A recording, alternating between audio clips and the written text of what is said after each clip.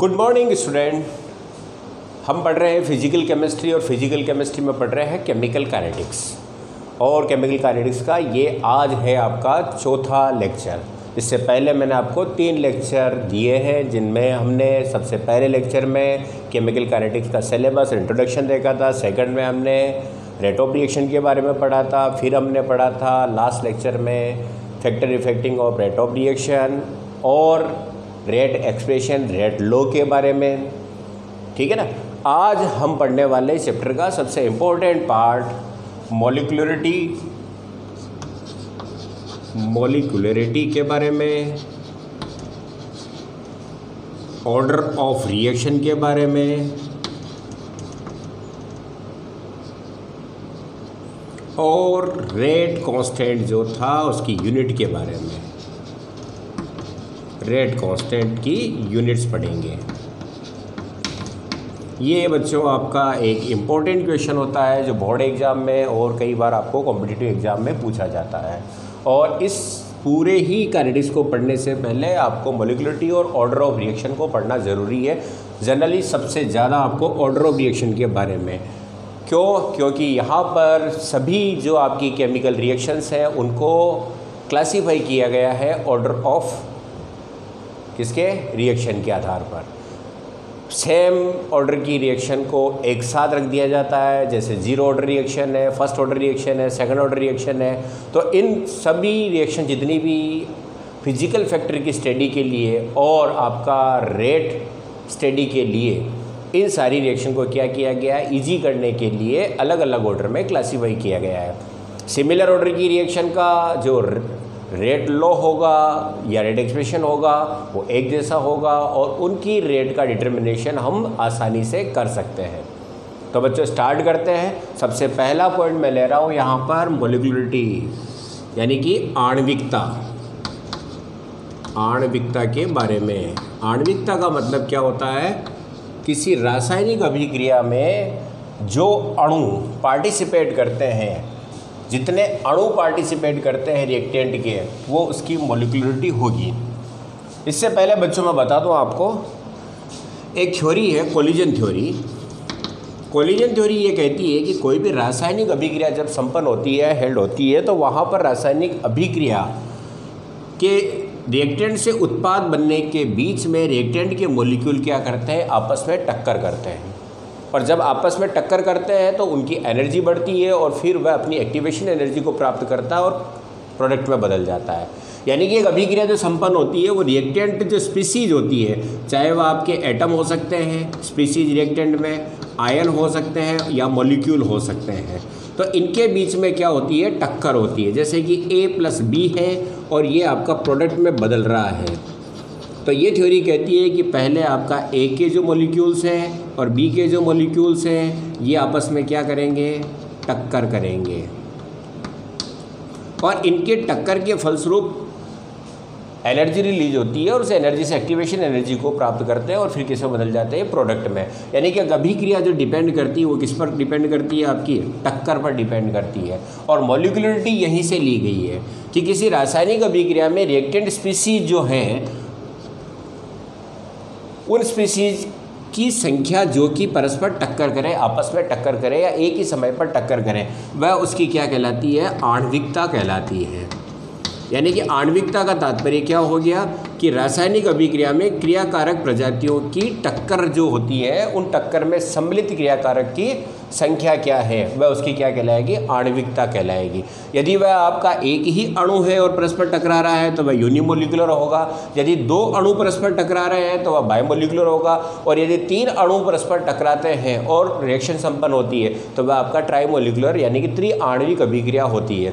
और यदि 4 मॉलिक्यूल परस्पर अलग अलग टकराते हैं तो बच्चों 4 टकराने की संभावना कभी नहीं होती है। कारण क्या है, एक समय में अधिकतम 2 ही मॉलिक्यूल या 2 ही स्पीसीज परस्पर टक्कर कर पाएगी।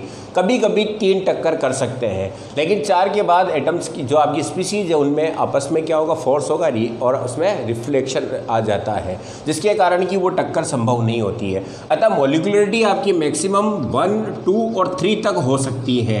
और यदि आपको 4 मॉलिक्यूलरिटी नज़र आ रही हो, क्योंकि जनरली ये देखा जाता है कि जो आपकी केमिकल रिएक्शन है यदि वह बैलेंस इक्वेशन है तो बैलेंस इक्वेशन में रिएक्टेंट मॉलिक्यूल जो नज़र आ रहे हैं उसी के आधार पर हम मॉलिक्यूलरिटी निकाल लेते हैं।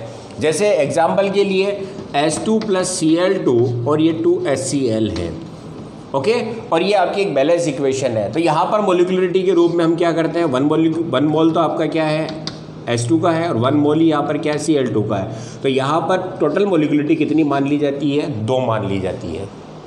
लेकिन एक रिएक्शन है जैसे 4HBr,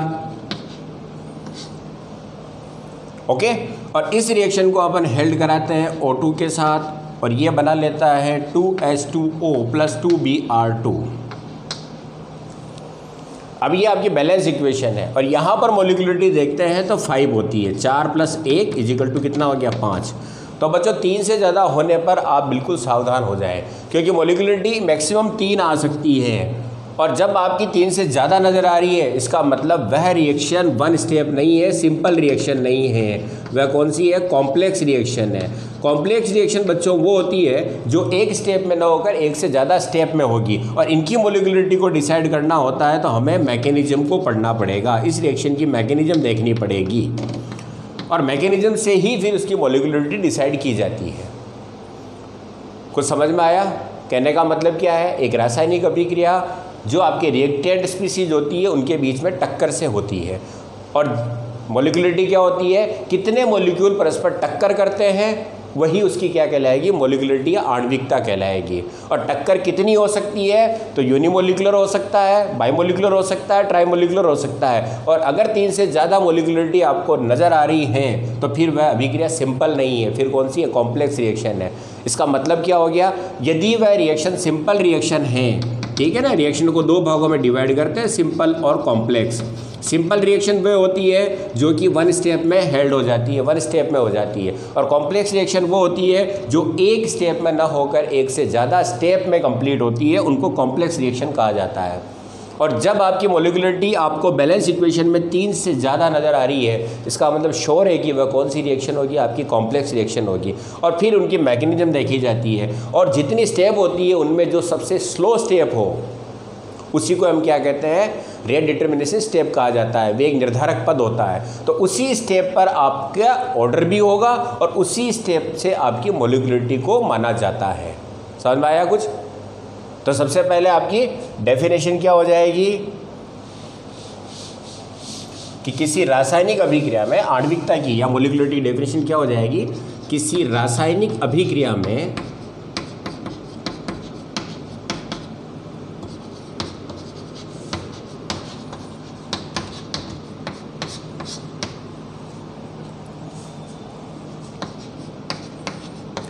परस्पर स्पॉन्टेनियसली परस्पर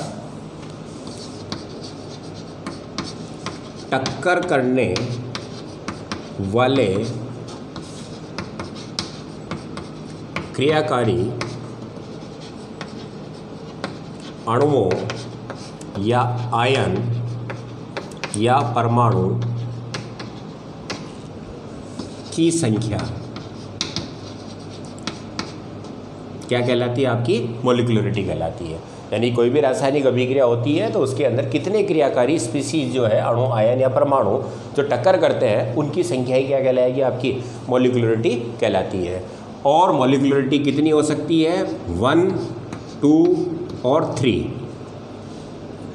ये आपकी मॉलिक्यूलरिटी होगी। 0 नहीं होगी, फ्रैक्शन में नहीं होगी और नेगेटिव नहीं होगी, ठीक है ना। अगला बिंदु क्या बताऊँ आपको, समझना इसको, जो सामान्य अभिक्रिया होती है, सामान्य रिएक्शन यानी कि वे रिएक्शन जो कि 1 स्टेप में हो, 1 स्टेप रिएक्शन, उनकी मॉलिक्यूलरिटी को, आणविकता को हम क्या करते हैं, बैलेंस इक्वेशन से ज्ञात कर लेते हैं। आणविकता को बैलेंस इक्वेशन द्वारा ज्ञात करते हैं। जैसे एग्जाम्पल H2 + Cl2 2HCl, और ये मोलिकुलरिटी कितनी हो जाएगी यहाँ पर 2, ठीक है ना। इसी तरह से NO2 + H2O HNO3, यहाँ पर मोलिकुलरिटी कितनी हो जाएगी 2। और example NH4 NO2 N2 + 2H2O, यहाँ पर कितनी हो जाएगी मोलिकुलरिटी 1, यानी कि ये बाईमोलिकुलर होगी रिएक्शन, ये भी बाईमोलिकुलर है और ये यूनिमोलिकुलर होगी। ठीक है बच्चों, ये कब, जब आपकी रिएक्शन क्या हो, सिंपल हो, यानी कि 1 स्टेप में हो। ठीक है, आप इसको नोट करें, स्क्रीनशॉट लें, फिर मैं नेक्स्ट पॉइंट बता रहा हूँ। इसका स्क्रीनशॉट ले लिया। अब मैं चौथा बिंदु ले रहा हूँ इसका मोलिकुलरिटी के बारे में, कि जब आपकी रिएक्शन क्या हो, कॉम्प्लेक्स हो।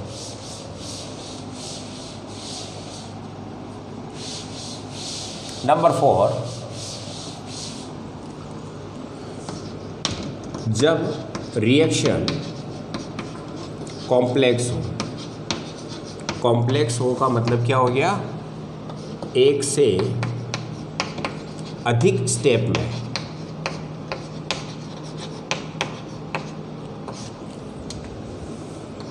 तब मोलिकुलरिटी मैकेनिज्म द्वारा डिसाइड की जाती है। मैकेनिज्म द्वारा ज्ञात की जाएगी।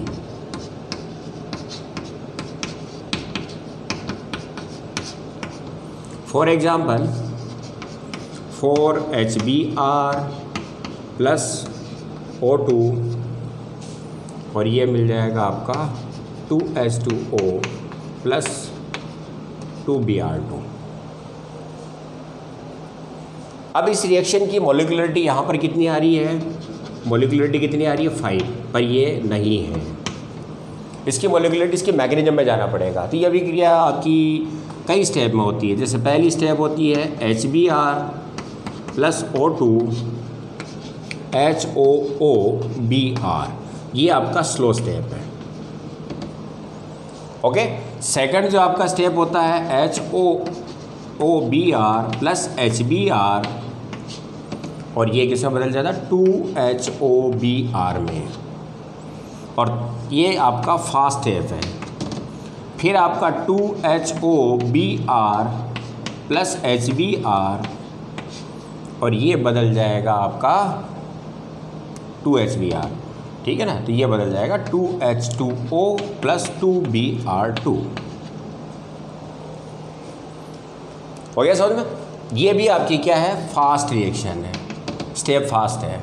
इसका मतलब यहाँ पर ये स्टेप आपकी स्लो है और बाकी की जो स्टेप है वो क्या है, आपकी फास्ट है। और ओवरऑल क्या हो जाएगा, यहाँ से ये कट गया, यहाँ से ये कट गया। ओके, तो बचा क्या आपका HBr HBr HBr 4HBr convert into 2H2O + 2Br2। ये आपकी रिएक्शन है और ये इसकी मैकेनिज्म है, जिसमें आपके दो स्टेप क्या है, फास्ट है, और ये स्टेप क्या है आपका, स्लो है।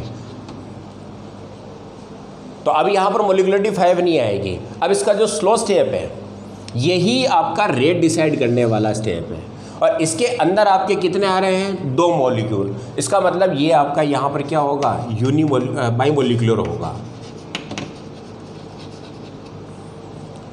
और बच्चों आगे हम जो पढ़ेंगे ऑर्डर भी वहाँ पर यही ध्यान रखें आप कि जब कोई अभिक्रिया कॉम्प्लेक्स और एक से ज़्यादा स्टेप में हो तो वहाँ पर ऑर्डर ऑफ रिएक्शन जो होगा वो किस पर डिपेंड करने वाला है, आपका जो स्लो स्टेप होती है रिएक्शन की उसी पर ही आपका ऑर्डर डिपेंड करेगा। यानी कि इसका वेग जो होता है, रेट ऑफ रिएक्शन, वो किस पर डिपेंड करेगा, स्लो स्टेप पर करेगा, और स्लो स्टेप के आधार पर ही ऑर्डर होगा और कॉम्प्लेक्स रिएक्शनों की मोलिकुलरिटी ली जाती है।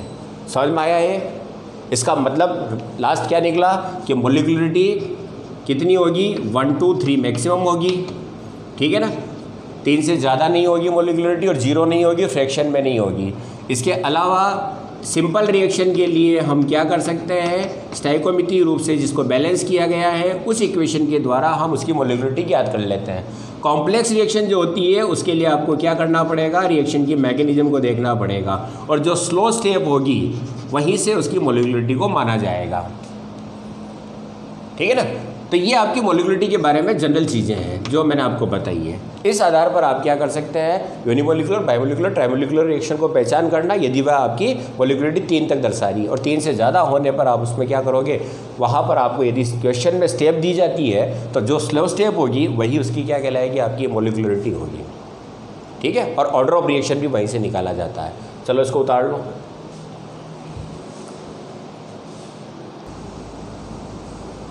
अब हम बात करेंगे ऑर्डर ऑफ रिएक्शन के बारे में।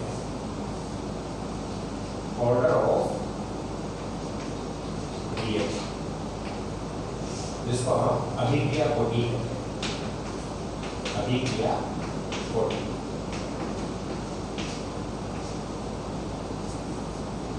अब ये क्या चीज है, आपने इसके पहले वाले लेक्चर में देखा था कि जब हम किसी अभिक्रिया के लिए एक्सपेरिमेंटल रूप से रेट एक्सप्रेशन या रेट लॉ लिखा जाता है, तो रेट लॉ में जो कंसंट्रेशन स्टेप होती है, सांद्रता पद होते हैं, उनके ऊपर जितनी पावर लगी होती है, गार लगी होती है, उन पावर का सम यानी उनका टोटल ही क्या कहलाएगा, आपका ऑर्डर ऑफ रिएक्शन कहलाता है। यानी कि प्रायोगिक रूप से किसी अभिक्रिया रिएक्शन की निर्धारित वेग समीकरण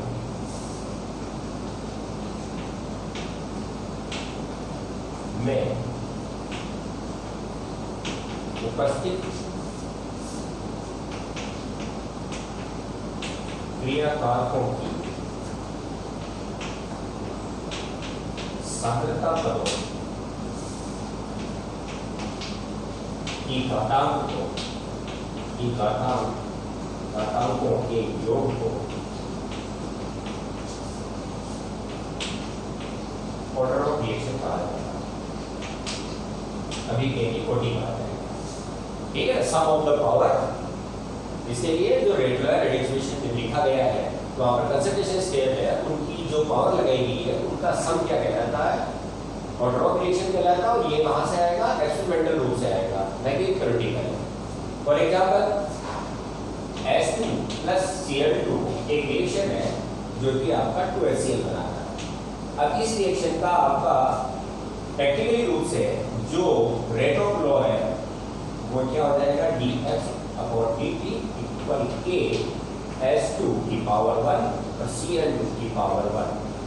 ओके, यहाँ पर इसकी पावर 1 और इसकी पावर 1, तो सम ऑफ पावर क्या हो गया, 1 + 1 = 2। तो ऑर्डर ऑफ रिएक्शन क्या हो जाती है, यहाँ पर 2 हो जाती है। एक एग्जांपल और लेते हैं, XA + YB convert into product. इसका रेट एक्सप्रेशन क्या होगा, dx/dt इक्वल A की पावर x और B की पावर y। तो यहाँ पर इसकी 40 यानी कि n ऑर्डर जो होगा उसको n से रिप्रेजेंट करते हैं, n बराबर क्या हो जाएगा, x + y। और यहाँ पर A के रेफरेंस में इसकी ऑर्डर क्या होगा, x होगा, और D के रेफरेंस में ऑर्डर क्या होगा, y होगा, और टोटल रिएक्शन का ऑर्डर क्या होगा, x + y होगा। समझ में आया। अब ये तरीका का ये कहाँ से आएगा, आपका प्रैक्टिकली रूप से आप जो उसकी रेडिएशन बनाते हैं वहां पर जो कंसंट्रेशन स्टेप होती है उस पर जो भी पावर है उनका जो सम करेंगे तो उसकी क्या होगी, ऑर्डर ऑफ रिएक्शन होगी। ठीक है, इसको उठाया। ये तो अभी आपका डेफिनेशन है। अब मैं सेकंड वर्ड बता रहा हूं, उसका मिटा दो। अब ऑर्डर ऑफ रिएक्शन के बारे में आप देखें कि ऑर्डर ऑफ रिएक्शन 0 हो सकती है, 1 हो सकता है, 2 हो सकता है और ज्यादा हो सकता है। ठीक है ना। इसके अलावा फ्रैक्शन में हो सकता है, मैं भी सबके एग्जाम्पल बता रहा हूँ। इसके अलावा ये क्या हो सकता है, नेगेटिव भी हो सकता है। जबकि आपकी मोलिकुलरिटी जीरो नहीं होती, फ्रैक्शन नहीं होती, नेगेटिव नहीं होती है। ये 0 1 2 3 हो सकता है। इसके अलावा क्या होगा, ये फ्रैक्शन में हो सकता है, भिन्न में हो सकती है और नेगेटिव हो सकती है। और इसी ऑर्डर के आधार पर हम क्या करते हैं, केमिकल रिएक्शन को क्लासिफाई करते हैं। जैसे कि आपका 0 ऑर्डर रिएक्शन, शून्य कोटि की अभिक्रिया,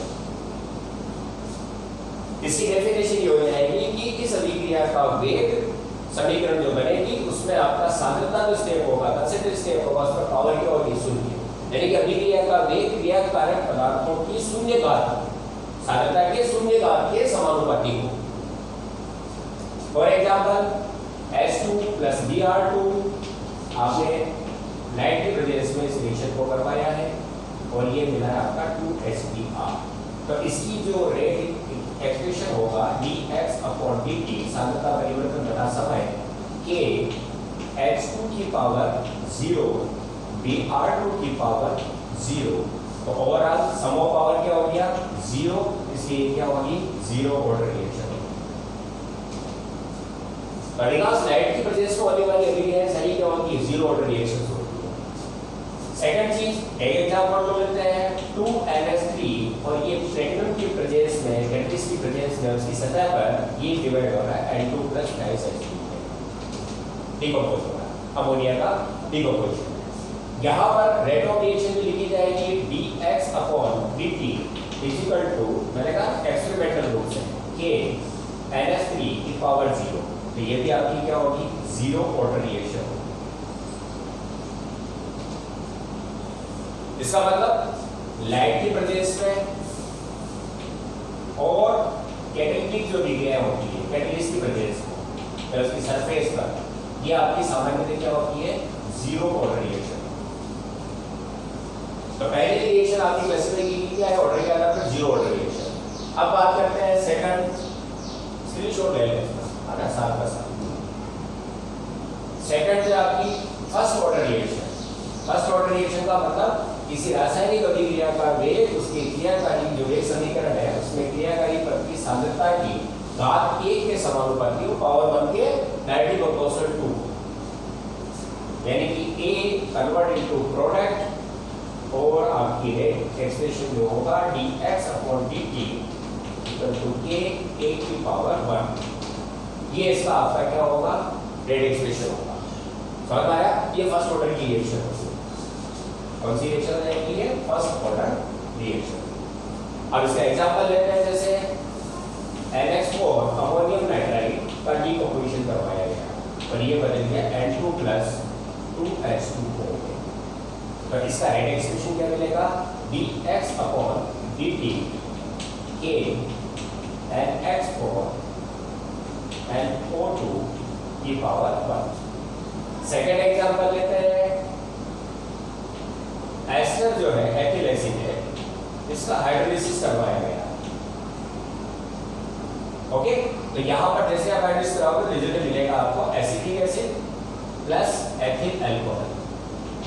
यहां पर H2O क्या होगा, मैक्सिमम है, अधिकतम है। और बच्चों जब भी कोई रिएक्शन आपको दी जाए और अगर वहां पर लिखा होता है अधिकतम है या मैक्सिमम है, ठीक है ना, लिमिट नहीं है उसकी, तो वह आपका वेग निर्धारित पद में शामिल नहीं होगा, यानी कि वह आपका ऑर्डर के लिए नहीं होगा। इस पर सांद्रता पर अभिक्रिया का वेग डिपेंड करने वाला नहीं है। तो इस अभिक्रिया का वेग इस पर डिपेंड कर रहा है केवल एस्टर पर। तो इसकी रिएक्शन हो जाएगी dx/dt = K एथिक एसिड की पावर क्या हो जाएगी, कंसंट्रेशन की 1 हो जाएगी। तो कुछ अभिक्रियाएं हैं जैसे कि आपका थर्मल डीकंपोजिशन, तापीय अपघटन जब होता है वो आपकी फर्स्ट ऑर्डर में चली जाती है अधिकांश अभिक्रिया। Radioactive DK,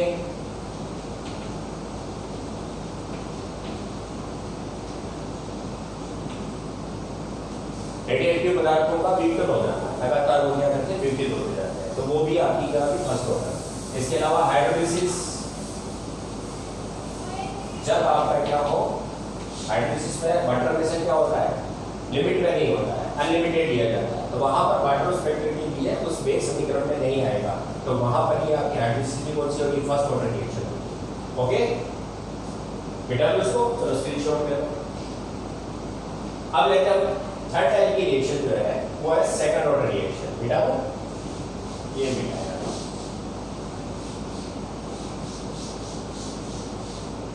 second order reaction.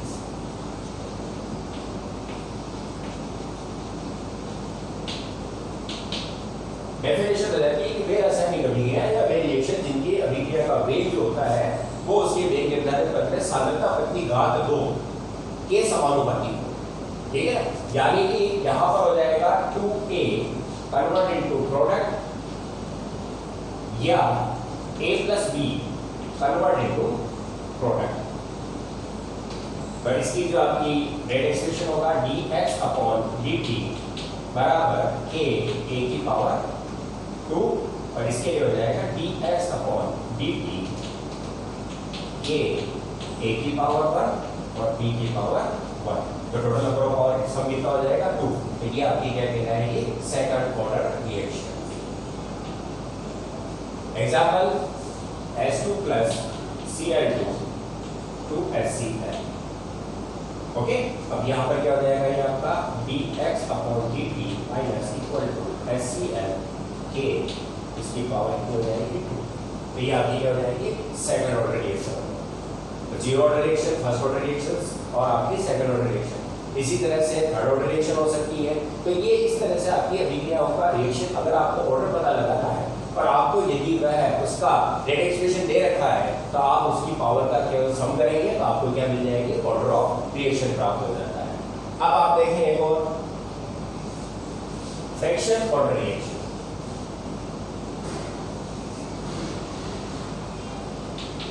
Fractional order reaction यानी कि भिन्नात्मक कोटि की अभिक्रिया है, जिनकी कोटि क्या हो, भिन्न में हो।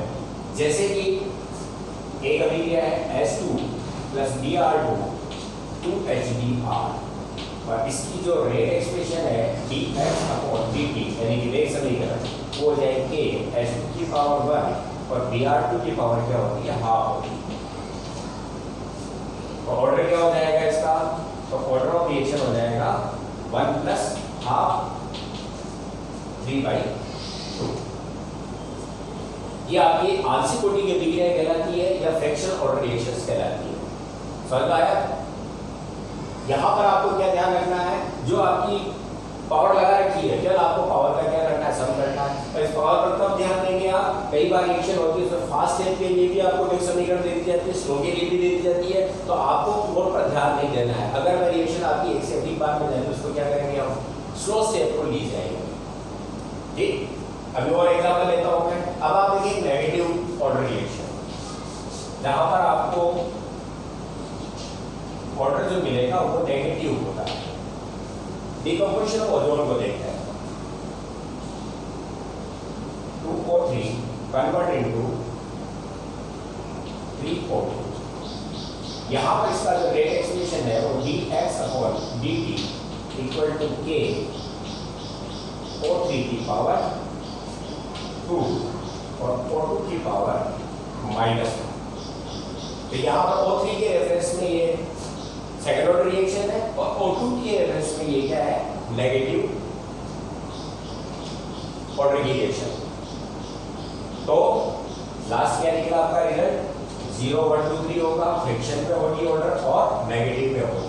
और इसको हम किससे निकाल सकते हैं, केवल एक्सपेरिमेंटल रूप से ज्ञात कर सकते हैं। समझ में आया ये चीज? अब मैं नेक्स्ट रिएक्शन ले रहा हूं जहां पर मैंने कहा एक से अधिक स्टेप में हो, तो वहां पर ऑर्डर ऑफ रिएक्शन किससे निकाला जाता है, स्लो स्टेप से। जैसे कि आपकी रिएक्शन है N2O5 2NO2 प्लस O2। अब ये रिएक्शन है, यहां पर आपको ऑर्डर 2 नजर आ रहा है, ठीक है ना। लेकिन जब आप इसके मैकेनिज्म देखते हैं तो रिएक्शन इस तरह से होती है, N2O5 convert into N2O3 plus O2। Second आपका N2O3 convert into NO plus NO2 और फोर्थ आपका third step NO plus N2O5 convert into 3NO2। ठीक है। और ये इसका क्या है, स्लो स्टेप है, और बाकी ये क्या है, इसका फास्ट स्टेप है, तीव्र पद है। तो वेग निर्धारक कौन होगा, ये। तो यहाँ पर इसकी जो रेट एक्सप्रेशन लिखा जाएगा वो हो जाएगा k n2O5 की पावर 1 रहेगी। इसका मतलब ये कौन सी होगी, आपकी फर्स्ट ऑर्डर रिएक्शन रहेगी। अब यहीं से मैं आपको एक ऑर्डर और बता रहा हूँ जिसको ध्यान रखिए, कई बार आपको एग्जाम में पूछा गया है। सूडो ऑर्डर रिएक्शन छद्म कोटि के भी है। सूडो ऑर्डर का मतलब ये होता है कि जिनकी यहाँ पर मॉलिक्यूलरिटी के वर्ड स्टेप में आपके दिख रही है, यहाँ पर मॉलिक्यूलरिटी तो क्या नजर आ रही है आपको 2, तो मॉलिक्यूलरिटी तो कितनी हो 2, लेकिन इसकी ऑर्डर कितना आ रहा है 1।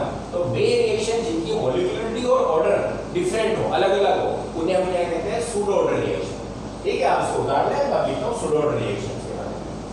बेटा को 1 2 3 चलो, सूडो ऑर्डर रिएक्शन यानी कि छद्म कोटि के भी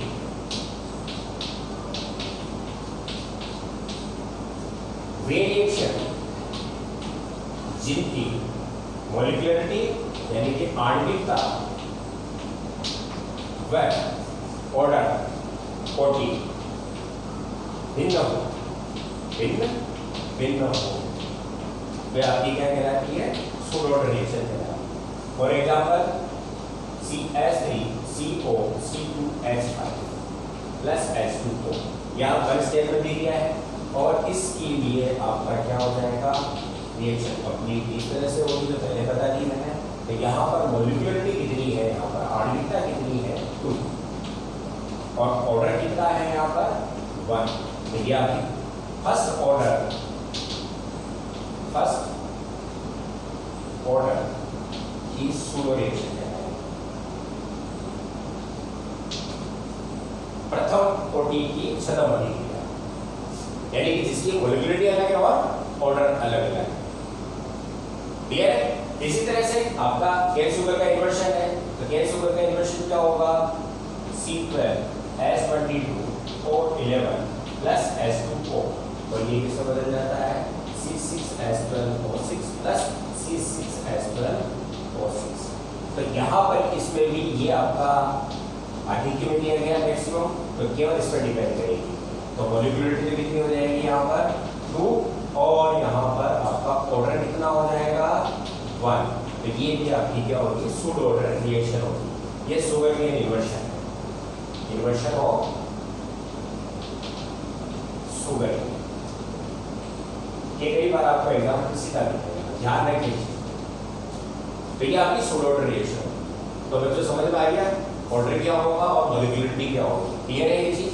अब देखते हैं दोनों में डिफरेंस क्या है, आप इसका स्क्रीनशॉट लेंगे।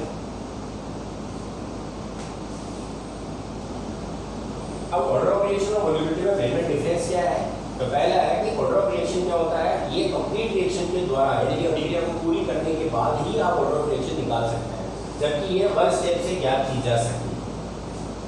यह एक पता है आपको एक्सपेरिमेंटल वैल्यू होती है, ऑर्डर ऑफ रिएक्शन कहाँ से निकाला जाता है, फिर प्रैक्टिकल निकाला जाएगा, जबकि ये थ्योरेटिकल द्वारा भी निकाला जा सकता है। इस तरह ऑर्डर ऑफ रिएक्शन 0 हो सकता है, फ्रैक्शन का हो सकता है, नेगेटिव हो सकता है, जबकि ये हमेशा क्या होगा, आपका होल नंबर में होगा। यहाँ पर 0 वैल्यू नहीं होगी, फ्रैक्शन नहीं होगा, नेगेटिव वैल्यू भी होगी। इसके अलावा ये पॉजिटिव भी हो सकता है ऑर्डर ऑफ रिएक्शन, और नेगेटिव भी हो सकता है, जबकि ये हमेशा क्या होगा, आपका पॉजिटिव ही होगा। और इसके द्वारा ऑर्डर के द्वारा आप रासायनिक अभिक्रिया की भविष्यवाणी नहीं कर सकते कि 1 स्टेप होगी, 2 स्टेप होगी, 3 स्टेप होगी, जबकि इसके द्वारा मॉलिक्यूलरिटी के द्वारा आप कॉम्प्लेक्स रिएक्शन के लिए और सिंपल रिएक्शन के लिए बता सकते हैं। अगर सिंपल रिएक्शन है तो वहाँ पर 1 स्टेप अभिक्रिया होगी, और अगर कॉम्प्लेक्स है तो वहाँ पर 1 से ज़्यादा स्टेप में अभिक्रिया होने वाली है। ठीक है बच्चों, तो मेजर डिफरेंस जो आपके ऑर्डर और मॉलिक्यूलरिटी में है वो मैंने निकाली है, आप इसकी कॉपी करें, स्क्रीनशॉट करें। चलो बच्चों, अब हम बात करते हैं के की यूनिट्स के बारे में, यानी कि रेट कांस्टेंट की यूनिट क्या हो। तो यूनिट ऑफ रेट कांस्टेंट,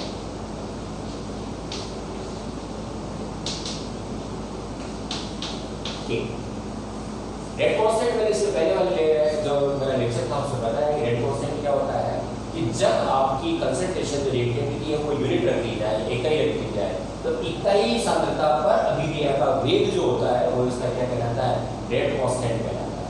बता दिया पूरा मैंने। अब आप इसकी यूनिट्स की बात करें तो मैं रिएक्शन ले रहा हूँ, जैसे कि आपका N1A plus N2B convert into product, ठीक है बच्चों। और इसका जो आपका रेट एक्सप्रेशन आएगा वो क्या होगा, dx/dt is equal to k a की पावर n1 और b की पावर n2। क्लियर है? अब आप ये क्या हो गया आपका, इसकी यूनिट रखें तो ये हो गया कंसंट्रेशन अपॉन टाइम, और इधर आपका हो गया k, ये हो जाएगा कंसंट्रेशन की पावर n1 और कंसंट्रेशन की पावर n। तो k इक्वल क्या हो जाएगा, तो k इक्वल हो गया आपका concentration upon time into concentration की पावर n1 और कंसंट्रेशन की पावर n हो जाएगा। अब आप इसको वापस देखें तो k बराबर हो जाएगा concentration concentration concentration base equal है, तो इसकी power 1 minus n1 plus n2। क्या हो जाएगा, कंसंट्रेशन की पावर n1 प्लस n2, और ये ऊपर जाएगा तो ऊपर जाएगा, इसकी पावर क्या होगी 1, और इसमें से क्या हो जाएगा, ये पावर आपकी माइनस हो जाएगी, अपॉन क्या हो जाएगा n। क्लियर? यानी कि कंसंट्रेशन की यूनिट क्या होगी, तो मोल पर लीटर, और टाइम की यूनिट क्या हो जाएगी आपका सेकंड, ठीक है। और इसकी पावर क्या लग जाएगी यहाँ पर 1 माइनस n1 प्लस n2, जिसको मैं क्या मान लेता हूँ n यहाँ पर दोनों का क्या है, पावर का सम क्या होगा, ऑर्डर, तो ये ऑर्डर हो गया, तो ऑर्डर ऑफ रिएक्शन। अब इस फॉर्मूले के द्वारा आप किसी भी प्रकार की आपकी जो पावर लगा हुआ है, फर्स्ट ऑर्डर से थर्ड ऑर्डर कोई भी रिएक्शन हो, उसकी हम क्या कर सकते हैं, यूनिट्स निकाल सकते हैं। समझ आया? चलो इसको उतारो, स्टेज छोड़ लेंगे। तो अब आपका जो फॉर्मूला हो जाता है यूनिट्स के लिए, एक यूनिट्स के लिए, वो क्या हो जाएगा, K इक्वल मोल पर लीटर की power 1 minus n into second. अब आप देखें अलग अलग रिएक्शन के लिए, यदि आपका n यहाँ पर क्या हमने बताया, ऑर्डर ऑफ रिएक्शन है, ठीक है ना, तो ऑर्डर ऑफ रिएक्शन है तो ये क्या हो जाएगा, n बराबर यदि 0 है, यानी कि 0 ऑर्डर रिएक्शन के लिए यूनिट निकाल लिया, क्या हो जाएगा यहाँ पर n बराबर 0, तो k की यूनिट क्या हो जाएगी, मोल पर लीटर की पावर 1 अपॉन क्या हो गया आपका सेकंड, तो आपका क्या हो जाएगा unit, mole litre inverse second inverse. Clear है? टी की पावर 1 मोल की पावर 1, ये ऊपर ले जाएगा, कितना हो जाएगा, इनवर्स हो जाएगा। अब आप देखें n इक्वल टू यदि 1 है, यानी कि फर्स्ट ऑर्डर रिएक्शन है, तो फर्स्ट ऑर्डर रिएक्शन के लिए क्या होगा, 1 रखेंगे, तो 1 माइनस 1 इक्वल टू क्या हो गया 0, और मोल पर लीटर की पावर 0, इसका मतलब 1 हो गया, तो ये यूनिट क्या हो जाएगी आपकी, मोल पर लीटर 1 माइनस 1 अपॉन सेकंड, तो क्या हो गया आपका यूनिट, मोल लीटर 0 चला गया, 1 हो गया ये, तो ये बच गया आपका सेकंड इनवर्स। अब आप n इक्वल टू 2 रखें सेकंड ऑर्डर रिएक्शन के लिए, तो सेकंड ऑर्डर की जो यूनिट आएगी के वो हो जाएगा आपका इसी फॉर्मूले में 1 माइनस 2, n बराबर कितना हो गया 2, तो माइनस 1 हो गया, तो माइनस 1 हो गया, तो ये क्या हो जाएगा आपका मोल लीटर की पावर -1 अपॉन क्या हो जाएगा सेकंड, तो यूनिट क्या हो गई आपकी mole inverse litre second inverse. इसी तरीके से अब आप n बराबर अगर 3 रखेंगे तो यहाँ पर क्या हो जाएगा, यदि आप n बराबर 3 रखेंगे यानी कि थर्ड ऑर्डर रिएक्शन है, तो यहाँ पर हो जाएगा 3, तो -2 आ जाएगा, तो मोल -2 लीटर 2 सेकंड इनवर्स। इस तरह से आपकी यूनिट है, ठीक है ना। अब इसमें कई बार क्वेश्चन आता है कि आपको के की यूनिट दे रखी है और आपको ऑर्डर पूछा जाए कि ये कौन से ऑर्डर की रिएक्शन है, तो बच्चों इससे आप ऑर्डर निकाल सकते हैं। जैसे कि आपका पहला जीरो ऑर्डर के लिए मोल यहाँ पर क्या है, आपका ऊपर पॉजिटिव है, फिर आपका मोल माइनस है, मोल हट गया, आपका लीटर हट गया, यानी कि वहाँ पर आपका n बराबर, यदि आप यहाँ पर जीरो रखते हैं तो मोल क्या आएगा, आपका पॉजिटिव आएगा, ऊपर नेगेटिव नहीं आएगा सर, तो पॉजिटिव आएगा। फिर आप n बराबर 1 रखते हैं तो जीरो हो जाता है, तो केवल सेकंड बच जाता है। n बराबर 2 रखते हैं तो माइनस में आ जाएगा साइन यहाँ पर, तो मोल इनवर्स आएगा, ठीक है ना। फिर आप 3 रखते हैं तो मोल -2, 4 रखते हैं तो -3। तो यहाँ पर अब आपकी इस तरह से हो जाएगा, जीरो के लिए क्या आएगा, केवल आप मोल पर ध्यान रखें तो मोल पॉजिटिव आएगा, 1 के लिए मोल नहीं आएगा, केवल सेकंड बचेगा। सेकंड ऑर्डर के लिए मोल इनवर्स होगा, थर्ड ऑर्डर के लिए मोल -2 होगा, फोर्थ ऑर्डर के लिए मोल -3 होगा। बस आप इसको देखकर पता लगा सकते हैं इसका ऑर्डर क्या होगा, सिंपल। अगर पॉजिटिव आ रहा है मोल आपका तो मोल तभी संभव है जहाँ पर जीरो होगा, बाकी सारे क्या होंगे, माइनस होंगे, और माइनस होंगे तो उस स्थिति पर क्या हो जाएगा, आपका -1 जीरो हो जाएगा, तो यहाँ पर आपका क्या होगा, कोई मान नहीं आएगा, केवल सेकंड आने वाला है। और बाकी आपका मोल इनवर्स आ रहा है तो आपकी ऑर्डर 1 प्लस करते हैं, -1 है तो सेकंड ऑर्डर, -2 है तो 3 ऑर्डर, -3 है तो 4 ऑर्डर रिएक्शन हो जाएगी। बोला है समझ में, ठीक है ना। चलो इसको उतारो।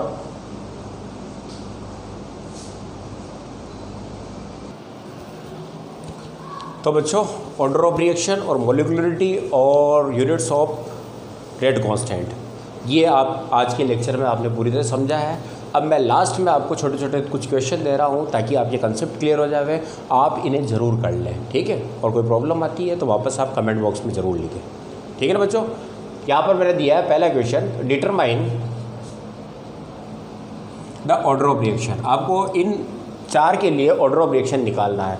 रेट ऑफ रिएक्शन पहले के लिए दे रखा है A+B, तो ऑर्डर ऑफ रिएक्शन क्या होगा, इसके लिए ऑर्डर ऑफ रिएक्शन क्या होगा, यहाँ पर K की यूनिट दे रखी है तो आपको ऑर्डर ऑफ रिएक्शन बताना है। सेकंड वाले में भी K की यूनिट दे रखी है, आपको ऑर्डर ऑफ रिएक्शन बताना है। सेकंड क्वेश्चन, एक अभिक्रिया है 2x + y, x to y। यदि आप y की कंसंट्रेशन को कांस्टेंट रखते हैं और x की कंसंट्रेशन को 4 गुना बढ़ा देते हैं तो ये अभिक्रिया का वेग कितने गुना बढ़ जाएगा। और last question, x convert into y, x को इंक्रीज करने पर कितना गुना, 4 गुना इंक्रीज किया जाता है, तो रेट ऑफ रिएक्शन आपकी डबल हो जाती है। इसको 4 गुना इंक्रीज करते हैं तो रेट ऑफ रिएक्शन क्या हो जाती है, डबल हो जाती है। तो आपको इस अभिक्रिया का ऑर्डर बताना है कि कौन से ऑर्डर की रिएक्शन है। समझ में आया लास्ट वाला, कि x की कंसंट्रेशन को हमने कितना गुना किया, 4 गुना किया है, तो रिएक्शन रेट जो है वो कितनी हो जाती है, डबल हो जाती है। तो अब आपको बताना है कि ऑर्डर ऑफ रिएक्शन क्या होगा, ठीक है बच्चों। तो आप क्वेश्चन को ज़रूर करें, ओके।